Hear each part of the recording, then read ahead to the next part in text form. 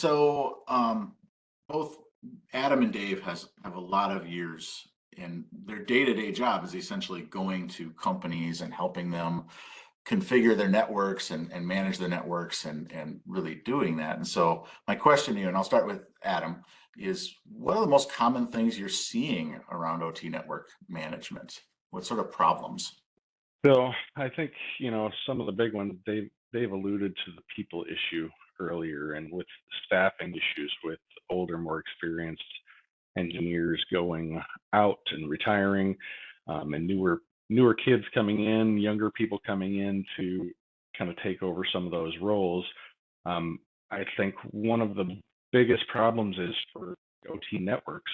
A lot of the management of those OT networks is often just delegated to somebody. So a new guy comes in and he has a role, and all of a sudden he gets a new role and he gets to also manage the OT network, where he may not have the experience to manage that network. So that learning curve is a struggle. Also, there's a large distrust in general between the OT environment and the OT employees with IT. IT has a terrible habit of doing whatever it is they want to do whenever they want to do it, and it is in the interest of security, but it is also going to cause potential problems for production and for uptime. You can't reboot that HMI just anytime you want to. You have to have it scheduled. It has to be at a specific time.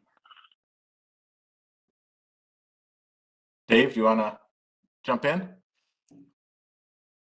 Yeah, so I think the challenge that I see a lot of people facing is it's more around the we don't know what we don't have. And I think we'll touch on this maybe a little bit later too, but it feels like a lot of customers simply just don't know what they have in their environment. Whether that's from I don't know what network switches I have, I don't know what software I'm using, I don't know what um, my network architecture looks like. We just don't know. And if you don't know what you don't have, it's really hard to manage anything. Um, you can't manage it. You can't troubleshoot it because you just have lack of visibility and knowledge. And then a little bit on probably the same lines from Adams is just time. It feels like a lot of times the network management is typically an afterthought for some of the reasons that Adam mentioned. Right? It's an add-on role. It's another hat that they have to wear.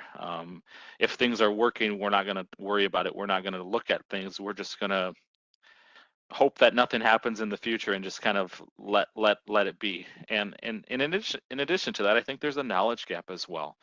I was actually just looking at a customer of ours a couple days ago that had some configurations out there, and it they've been experiencing some problems. And as soon as I looked at some of their network configurations, it was very apparent why they had problems. There was very lack of configuration, lack of knowledge. You can't just go and take something out of the box and plug it into the network and expect it to work. And so there is that expertise there, and it goes again back to the people, where the people aren't there to be able to support it properly.